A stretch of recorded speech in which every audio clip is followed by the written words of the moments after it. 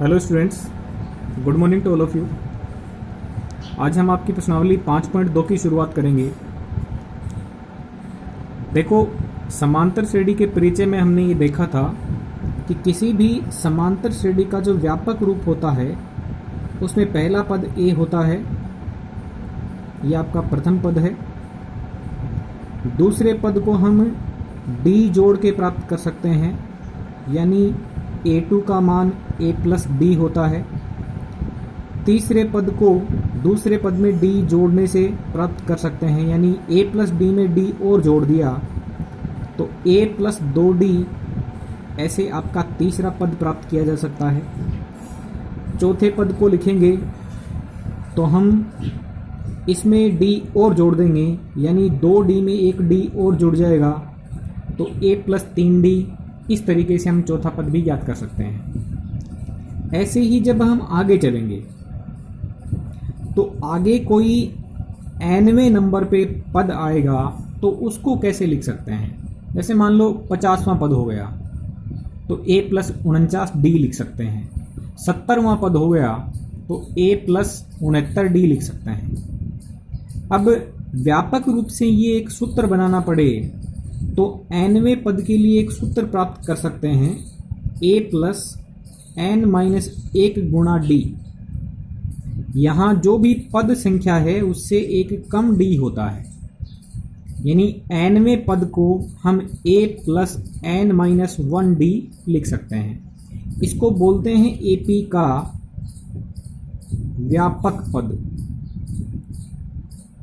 AP का व्यापक पद या मुख्यतः इसको nवां पद भी बोलते हैं। AP का व्यापक पद या nवां पद होता है, उसको हम an संकेत से लिखते हैं। nवां पद बोल दो या व्यापक पद बोल दो। इस nवें पद के लिए सूत्र हो जाएगा a plus n minus 1d। तो ये जो आपकी 5.2 की प्रश्नावली है ये इसी व्यापक पद के सूत्र पर आधारित है।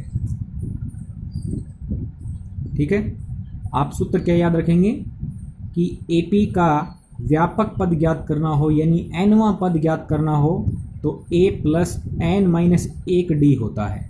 आप इसको आसानी से यहाँ से समझ सकते हैं ये कैसे आया है। दूसरे पद के लिए 1d था, तीसरे पद के लिए 2d थे, चौथे पद के लिए 3d थे, तो nवें पद के लिए n माइनस 1d होगा। ठीक है, तो ये तो हो गई व्यापक पद की nवें पद की बात। अब इसी सूत्र पर आधारित ये जो पहला सवाल है वो सारणी का सवाल है, और आपको ऐसे लिख के दिया कि निम्नलिखित सारणी में रिक्त स्थानों को भरिए। जहां AP का प्रथम पद a है, सार्वअंतर d और nवें पद को an से व्यक्त किया गया है, यानी ये 4 स्तंभ बना के दिए हुए हैं। इन चारों स्तंभ में आपके 5 सवाल हैं, जिनमें 3 मान दिए हैं, 1 मान पूछा है। पहले सवाल की बात करें तो इसमें लिखा है a का मान 7, b का मान 3, n का मान 8 और nवें पद का मान आपसे पूछ लिया। ठीक है, तो हम पहले सवाल के हल पे चलते हैं कि यहाँ पे खाली स्थान में nवें पद के लिए मान क्या आएगा। देखो, a का मान दिया हुआ है 7, a का मान दिया है 7, b का मान दिया हुआ है 3, n का मान दिया हुआ है 8, an ज्ञात करना है। तो an का सूत्र हम लगा सकते हैं a प्लस n माइनस 1 गुणा d। अब an का मान ज्ञात करना है, यानी an, तो n की जगह पे हम 8 लिख सकते हैं। तो ये बनेगा a8। ठीक है, a8 का मान ज्ञात करना है, यानी 8वें पद का मान ज्ञात करना है। तो ये रहेगा आपका a plus 7d, a plus 7 गुणा d का मान। a का मान रख देंगे 7, प्लस में 7 गुणा d का मान रख देंगे 3, 7 गुणा 3 हो जाएगा 21, 7 में 21 जुड़ के टोटल संख्या बन जाएगी 28। यानी जो nवें पद का मान है या कहें कि 8वें पद का मान है वो 28 है, क्योंकि इसमें n का मान दे रखा आपको 8। तो an की बात की गई, यानी a8 की बात की गई है। 8वें पद का मान आएगा वो आएगा आपका 28। दूसरे सवाल को देखते हैं। इसमें आपको a का मान -18 दिया हुआ है, b का मान पूछा है, n का मान 10 है और an का मान 0 है। इस दूसरे सवाल में भी आपको 3 मान दिए हैं, 1 मान पूछा है। वही सूत्र लगाना है आपको। पहले तो हम लिख देंगे क्या दिया है। a का मान -18 दिया है, n का मान 10 दिया है, an का मान 0 दिया है, d का मान पूछा है। तो an का सूत्र लगा देंगे a प्लस n माइनस 1 गुणा d। an का मान 0 दिया है, 0 रख देंगे, बराबर a का मान -18 दिया है, रख दिया, प्लस n का मान 10 दिया है, रख दिया, 10 माइनस 1, d का मान ज्ञात करना है, गुणा में d बैठेगा। 10 में से 1 आसानी से कम करके 9 लिख सकते हो, तो ये 9d हो जाएगा, प्लस यहाँ पर माइनस का 18 है, बराबर में 0 है। इस संख्या के पास ये इधर पक्षांतरण से संख्या आएगी तो प्लस की 18 हो जाएगी, 0 प्लस 18 यानी 18, बराबर में 9d हो जाएगा। d का मान ज्ञात करेंगे तो 9 गुणा से इसके भाग में चला जाएगा, 18/9 यानी 2, तो d का मान 2 हो गया। तो दूसरे सवाल में d के खाली स्थान के लिए आ जाएगा आपका 2। ठीक है, तीसरे सवाल पे चलते हैं।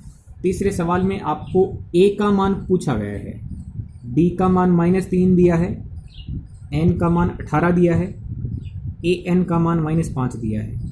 आपको वही सूत्र लगाना है सेम। आप पहले लिख देंगे हमें दिया क्या क्या है, क्या पूछा है।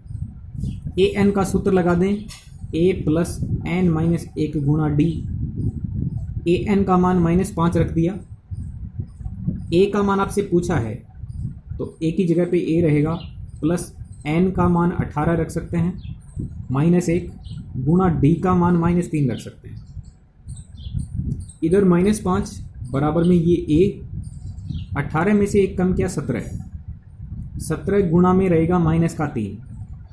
जो भी संख्या बनती है उनको d से गुणा करते हैं, तो 17 को -3 से गुणा करने से संख्या बनेगी आपकी -51।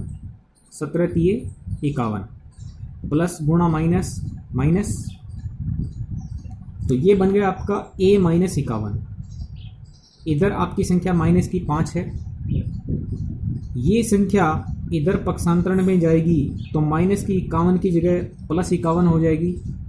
ये -5 इधर है, इधर ही रहेगी, बराबर में इधर केवल a बचेगा। 51 में से 5 कम कर लेंगे तो 46 आ जाएगा, यानी a बराबर 46 हो गया। a बराबर 46, यानी तीसरे सवाल में a का मान आप 46 यहाँ पे रख सकते हैं। ठीक है, चौथे सवाल को देखते हैं। चौथे सवाल में आपको a का मान दिया है -18.9, d का मान दिया है 2.5, n का मान अब की बार पूछा आपसे। देखो ऊपर के 3 सवाल थे उसमें n नहीं पूछा था, किसी में an पूछ लिया, किसी में d पूछ लिया, किसी में a पूछ लिया। अब n का मान ज्ञात करना है इस चौथे सवाल में। तो इसको देखें, सबसे पहले हम लिख देंगे क्या क्या दिया है। a का मान -18.9 दिया है, d का मान 2.5, an का मान 3.6, n का मान ज्ञात करना है। हम सूत्र जानते हैं कि nवां पद होता है वो है a प्लस n माइनस 1 गुणा d। an का मान रख दिया 3.6, बराबर a का मान रख दिया -18.9, प्लस n पूछा है तो n की जगह पे कुछ नहीं रख सकते हो, n-1 ब्रैकेट में ये रहेगा, गुणा में d का मान रहेगा 2.5। ठीक है, अब जो -18.9 संख्या है इस दाएं पक्ष में, इसको हम बाएं पक्ष में भेज देते हैं। 3.6 में ये बाएं पक्ष की संख्या 18.9 बन के जुड़ जाएगी। बराबर में केवल ये पद बचेगा n-1 गुणा 2.5। जब इन दोनों संख्याओं को जोड़ेंगे तो 22.5 बन जाएगा और इधर ये संख्या बचेगी n-1 गुणा 2.5। अब n-1 के साथ में 2.5 गुणा में है। देखो इसके और इसके बीच में यहाँ पर गुणा का निशान है, तो n-1 के साथ में ये गुणा में है। आप 2.5 को इधर भेजोगे तो ये भाग में जाएगी, तो इधर केवल n-1 बचेगा। 2.5 का भाग देंगे इसमें तो दशमलव से दशमलव कैंसिल होकर 9 बार भाग चला जाएगा। ठीक है, बराबर में n-1 रहेगा। फिर से आप यदि n का मान निकालेंगे तो -1 का बाएं पक्ष में पक्षांतरण करना पड़ेगा। -1 इधर जाके 9 में +1 हो जाएगा, यानी n का मान आ जाएगा आपका 10। तो आप चौथे सवाल में n का मान ज्ञात करके रिक्त स्थान में भर सकते हो। ऐसे ही आपको 5वां सवाल करना है, आप आसानी से कर सकते हैं, बिल्कुल पहले सवाल की तरह। दूसरे सवाल पे चलते हैं। इसमें लिखा है कि निम्नलिखित में से सही उत्तर को चुनिए और उसका औचित्य भी दीजिए। ये 2 विकल्प वाले सवाल हैं। इसमें पहले सवाल में लिखा है कि ये एपी है, समांतर श्रेणी है, जिसका पहला पद 10, दूसरा पद 7, तीसरा पद 4 और इसका 30वां पद है। ये 4 विकल्प दिए हैं आपको। पूछा है आपसे कि इस एपी का 30वां पद इनमें से कौन सा है। कौन सा पद? 30वां पद। nवें पद का सूत्र लगा के हम 30वां पद ज्ञात कर सकते हैं। nवां पद, 30वां पद आसानी से ज्ञात कर सकते हो। देखो ये एपी दी हुई है, इसमें ए का मान यानी प्रथम पद का मान 10 है। ए का मान कितना? 10। डी का मान ज्ञात करने का तरीका क्या होता है? अगले पद में से पिछले पद को माइनस कर लेते हैं। a2 माइनस a1 बोल दो या a3 माइनस a2 बोल दो। दूसरे पद में से पहले पद को माइनस कर लेंगे, यानी 7 माइनस 10 करने से डी का मान आएगा -3। आपने डी ज्ञात कर लिया, ए आपको मालूम है। अब आप इस एपी का 30वां पद ज्ञात करना चाहते हैं, तो देखो nवें पद का सूत्र होता है a + n-1 गुणा डी। जब हम n का मान 30 रख देंगे, क्योंकि हमें 30वां पद ज्ञात करना है। nवां पद है तो an, 30वां पद है तो a30। a प्लस में n से 1 कम यानी 30 से 1 कम 29d। तो a30 का सूत्र क्या बनेगा? a + 29b। a का मान आप रख देंगे 10 प्लस में 29 गुणा डी का मान आपको रखना है -3। इसको ब्रैकेट में लेना पड़ेगा क्योंकि डी का मान ऋणात्मक है। तो 29 गुणा डी का मान -3 हो गया। ये 10, 29 को -3 से गुणा करेंगे तो -87। ठीक है, 10 प्लस की संख्या और 87 है माइनस के, तो माइनस के 77 ज़्यादा। तो आप आसानी से विकल्प देख सकते हो कि विकल्प सी सही है। ठीक है, ऐसे ही आपका इसका दूसरा सवाल है। समांतर श्रेणी दी है -3 -1/2 2। इसका आपको 11वां पद ज्ञात करना है। तो देखो ये समांतर श्रेणी है, इसमें ए का मान आप लिख सकते हैं -3। डी का मान ज्ञात करना है तो अगले पद में से पिछला पद माइनस कर लें, यानी -1/2 इस पद में से इस -3 पद को माइनस करना है। अगले पद में से पिछले पद को माइनस करना है। माइनस गुणा माइनस करोगे तो ये 3 प्लस का हो जाएगा और 1/2 माइनस का रहेगा। तो 3 प्लस की संख्या बनी उसको पहले लिख दूं और माइनस के 1/2 को बाद में लिख दूं। जब लघुत्तम लेके इसको सरल करेंगे तो ये मान आपका बनेगा 5/2। आप यहाँ पे इसका लघुत्तम ले लें 2 बनेगा, 1 से भाग दो 2 बार, 2 गुणा 3 यानी 6, माइनस 2 से भाग दो 2 में 1 बार, 1 गुणा 1 करोगे 1, 6 माइनस 1 यानी 5 बटा में 2। तो आपको सार्वअंतर डी का मान मिल गया 5/2। आपको ए मालूम हो गया, बी मालूम हो गया। अब जो भी पद पूछे आप बता सकते हो। आपसे 11वां पद पूछ रहा है, इसका 11वां पद ज्ञात कीजिए। तो 11वें पद के लिए संकेत हो जाएगा A11, 11वां पद यानी A11। और जैसे ही आपने A11 लिखा तो इसका सूत्र तैयार हो जाएगा A + 10D, क्योंकि आप जानते हैं AN बराबर A + n-1D। तो A11 बराबर A + 11 - 1D यानी A + 10D। तो A11 का सीधा सूत्र A + 10D। A का मान -3 रख दिया, प्लस में ये 10 गुणा D का मान 5/2 निकाल लिया है।